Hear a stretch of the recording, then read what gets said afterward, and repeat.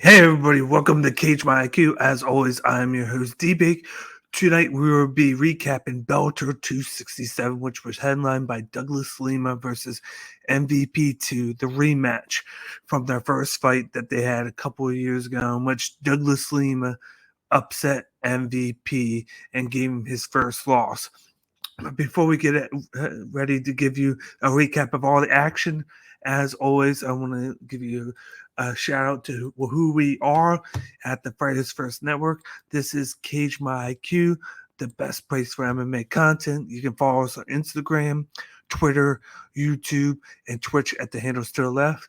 As I said before, we are partnered with the Fighters First YouTube channel. All you gotta do is go to the Fighters First on YouTube, go to the page, hit the subscribe button, and then also hit the notification bell.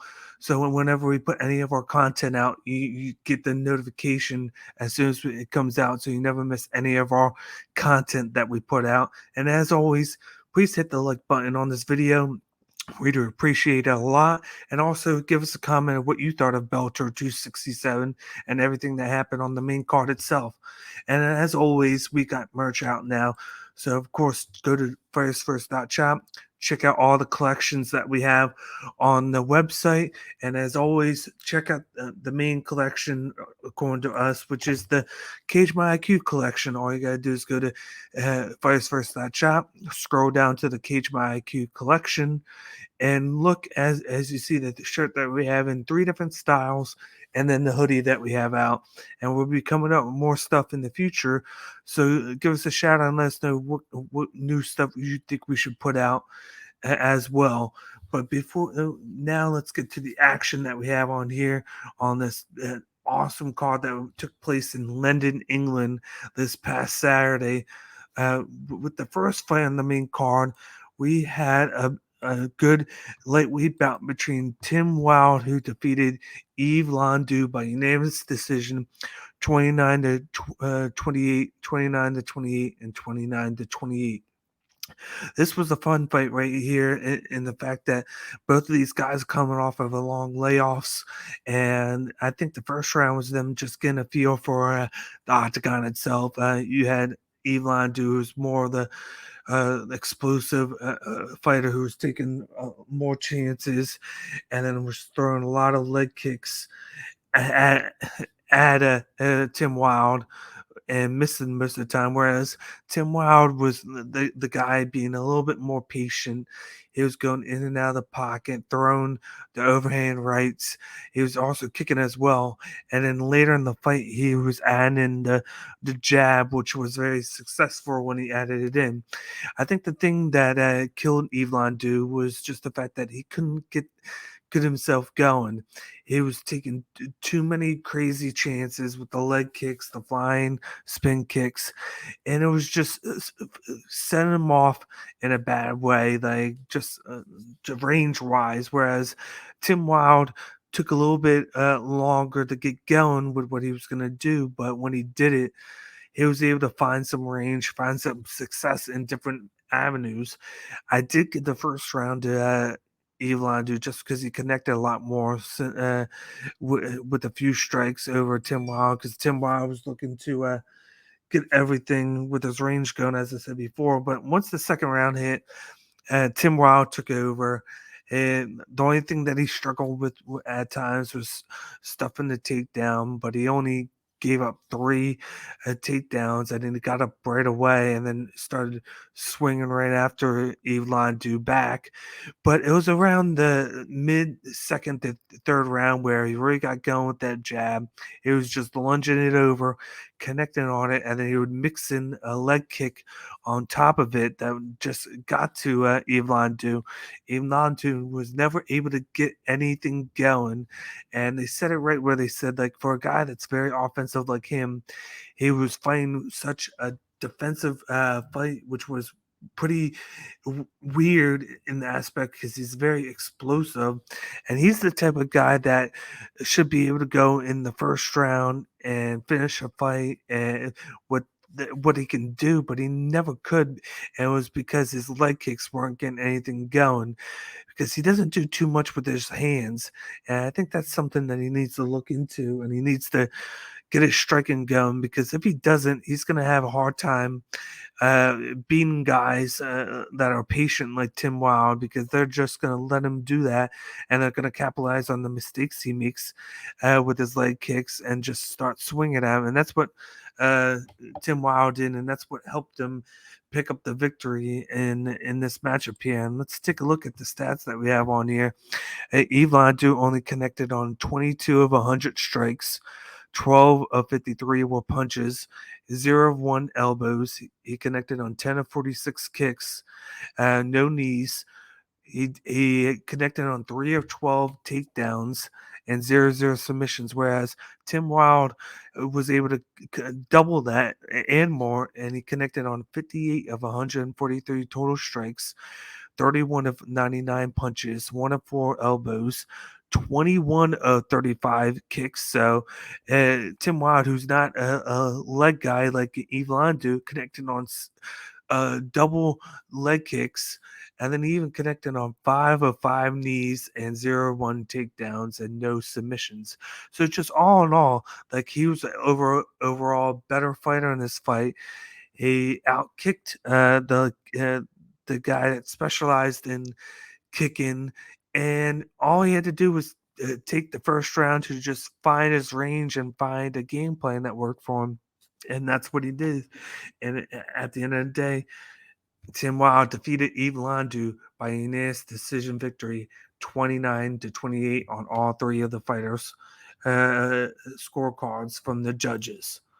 Moving on to the second fight on the main card, we had a late heavyweight matchup that saw prodigy fighter Luke Trainer defeat Yannick Behati by TKO, elbow, and punches. This fight was a good stepping stone for Luke Trainer, who's just in his mid 20s, and at his height and his range, he's going to be interested to see where he moves on in the future, being undefeated. But in this matchup in the first round, it was just a method of him staying at distance, because everyone knows Behati is great inside the pocket, and with the height advantage and reach advantage, Luke Trainer, all he needed to do was stay at distance, pick and choose his shots, go in and out, and just keep on doing that, so that Behati had no chance of getting anything going. And that's what happened. He did a lot of using the jab, the lunging straight right shot, and then he was mixing in leg kicks here and there to combat against Behati. He was trying to throw the power shots at him, and then he was mixing in, faking in takedowns to confuse Behati. And this was the first fight that went past first round. In the first round, like I said, was majority of Luke Trainer throwing combinations at Behati, while Behati was throwing singular power shots at him, and it was just confusing Behati all first round.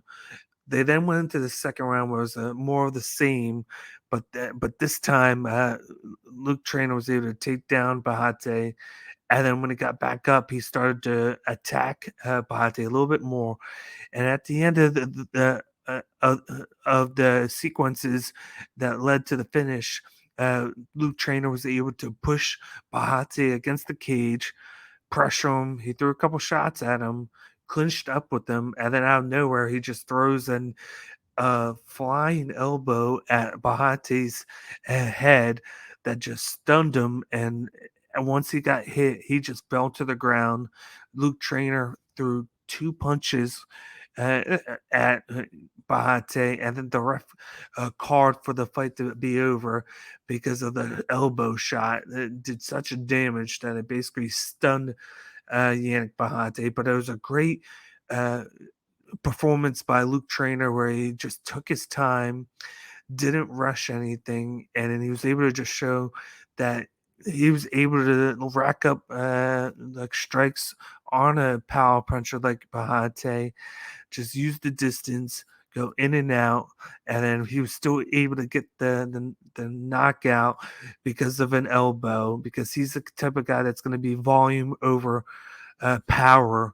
But because of that elbow that was just straight to the cranium of Behati, there was no chance of Behati surviving that shot. And at the end of the day, in this light heavyweight matchup, Luke Trainer defeats Yannick Behati by second round TKO, elbow, and punches. Moving on to the third fight on the main card, we had a featherweight matchup that saw Rob Whiteford versus Andrew Fisher end in a no contest accidental eye poke. This fight was pretty fun to watch for the first round and a half, because they're both finding the range, find out what they were going to do. You had uh, Andrew Fisher in the blue gloves, who had his length. He's very known for using that jab and distance. But because of Rob Whiteford fighting in the southpaw stance, it made it a lot harder for him to get any offense going. But every now and then he was connecting on the jab whenever uh, it was easy, whenever right Rob Whiteford was moving in a good position for him. So he had those singular jabs and punches to the face that were connecting time from time, and then he mixed in a little bit of leg kicks. But the majority of offense came from Rob Whiteford in the red gloves, who was just able to be the faster guy who's rushing inside, hitting him with a two-punch combination every now and then, throwing in leg kicks, trying to take down um, Andrew Fisher. But then, like, it sucks that the fight had to end. Like, all fight, Andrew Fisher was using his hand to keep the distance, and it was working for the majority of the fight. But there was a sequence, as you see in the picture, where he was just using his hand and land a distance, and Whiteford lunged his right hand wide of the hand, and it just allowed Fisher to accidentally poke him in the eye while he was getting hit, and it was just too much for Rob Whiteford to recover from, and the fight had to stop because of an accidental eye poke. And it sucks because this was looking to be a really fun 3 round fight that was gonna go the distance, in my opinion, and was gonna have some good sequences that were gonna come out of this, even more than what was happening uh, in the first half of the fight. But I could see them run this back, finish this up, and it's going to be a little bit more of the same with the action. It's going to go both ways. I don't see a knockout because these guys, with their contrasting styles, just made for a great decision fight. And at the end of the day, this fight ends in a no contest because of an accidental eye poke. And in this featherweight matchup, let's look forward to seeing them run it back in the next couple months. But other than that, it was great to see them in the fight that they were able to put on. And now it's on to the co-main event of the evening, uh, from here, in which we saw a women's featherweight matchup between Leah McCourt, who defeated Jessica Borga by unanimous decision victory, 30-27, 29-28, and 29-28. I was with the one judge here who scored it 30-27. The one strength that Jessica Borger had in this fight that was going to be able to combat Leah McCourt is the stand-up game with the striking. She was a little bit better with the combinations and whatnot, but she really couldn't get that going in the long run in this fight because Leah McCourt just kept on pressuring her, trying to take her down. And she tried to hit her with strikes here and there on the feet. She was able to do a little bit of everything. She just at times, Jessica Borga was able to get to Leah McCourt, but Leah McCourt's just on a different level than her. She's a better all-around fighter where she can fight you on the feet and fight you on the ground, and she tried to mix it up to confuse Jessica Borga, and she did that, and that's why she was able to pick up this, in my opinion, this easy victory over Jessica Borga. If you look at the stats right here, they basically just reiterate what I was just saying, because Jessica Borga only had 25 of 139 strikes, 19 of 127 punches, no elbows, 5 of 11 kicks, 1 of 1 knees, no takedowns, and she only had 2 submission attempts, which were good. I think the one early on was a good shot, but it didn't work out. Whereas Leah McCourt had 74 of 212 total strikes, 38 of 161 were punches, 0 of 1 elbows. She had 22 of 34 kicks, 14 of 16 knees. She had 4 of 4 takedowns, and 0 of 0 submissions. She just had the better output, and with takedowns, knees, kicks, punches, you name it, she was doing it better. The only thing on Jessica Borga's side was the occasional nice strike to the face of McCourt and the 2 submission attempts. But this was, like I said before, just an outmatched fight for Borga. Leah McCourt was just miles ahead, better than her stylistically.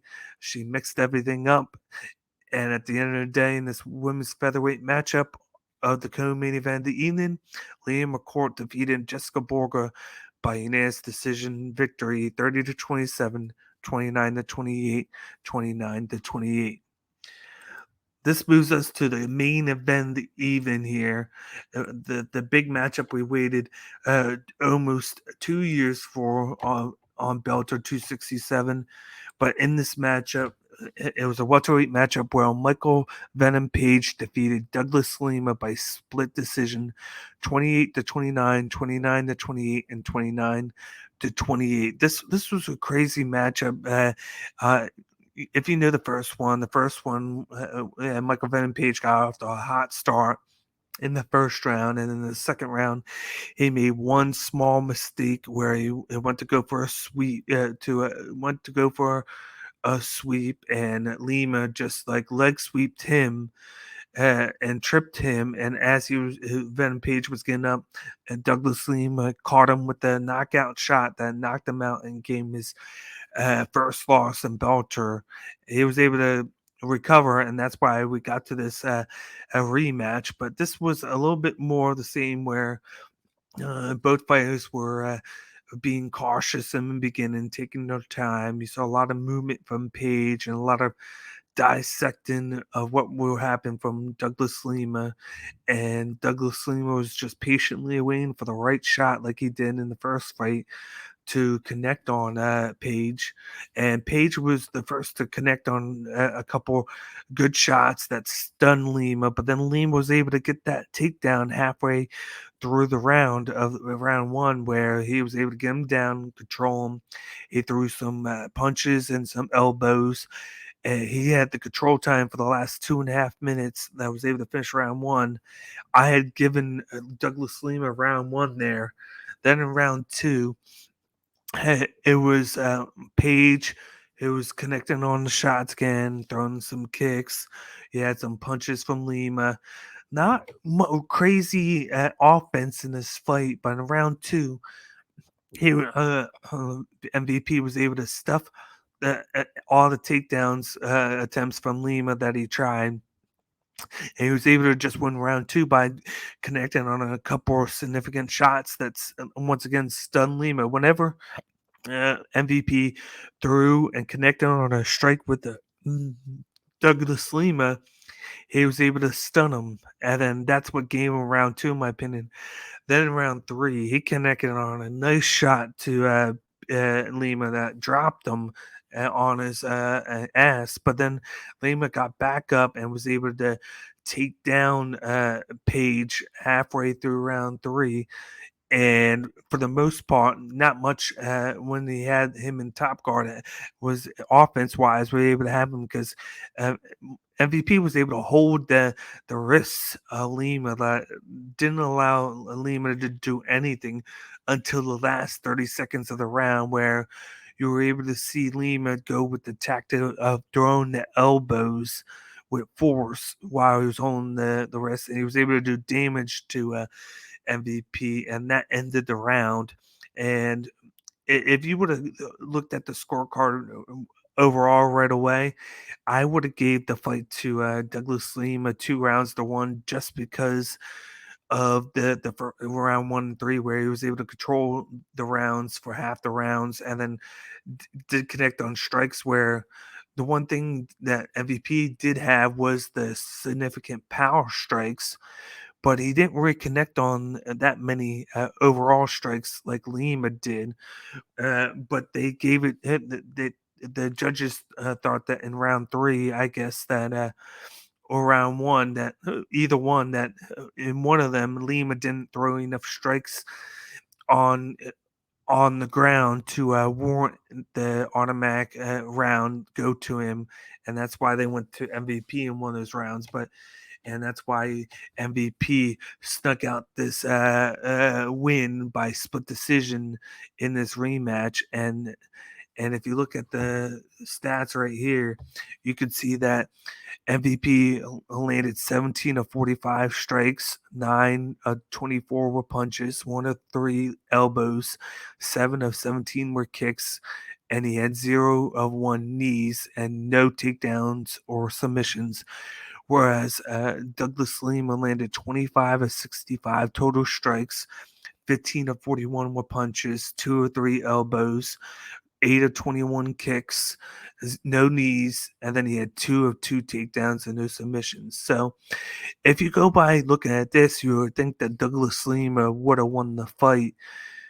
But then you see that one of the rounds he didn't do much. So and then the judges thought that in one of the rounds where he took him down, that he didn't do enough on the ground to warrant the fight get awarded to him. So they awarded it to Michael Page. It was kind of a coin flip to me when you look at it again and again. They kind of couldn't. You could kind of see where they decided to go MVP here because of the significant strikes that he had with the power shots of the punching. But he gets the victory. It remains to be seen if he goes after Amazon for the title, or if he tries to go for a trilogy fight with Lima to decide who's the better man, because they interviewed him afterwards and he mentioned that he wouldn't mind a trilogy fight with Douglas Lima after this split decision victory.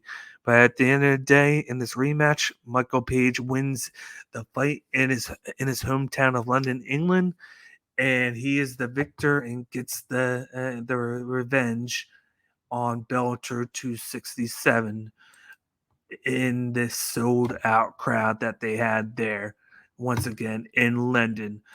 But that will wrap things up with this recap of Bellator 267, Douglas Lima versus MVP2. The recap, as always, I want to give a shout out to our sponsor before we get going. And our sponsor is High Tide Herbal. All you got to do is go to www.hightideherbal.com. Use promo code CageMyIQ10 at checkout to receive 10% off your next purchase. High Tide Herbal is a company owned by athletes and coaches who specialize in speedy recovery. They use CBD oil in all their products, and the goal with High Tide Herbal is to help athletes recover faster. So once again, go to hightideherbal.com, put the promo code in, and save 10% off your next purchase. Once again, that'll wrap things up with this Bellator 267 recap video. I'm your host, D-Bake.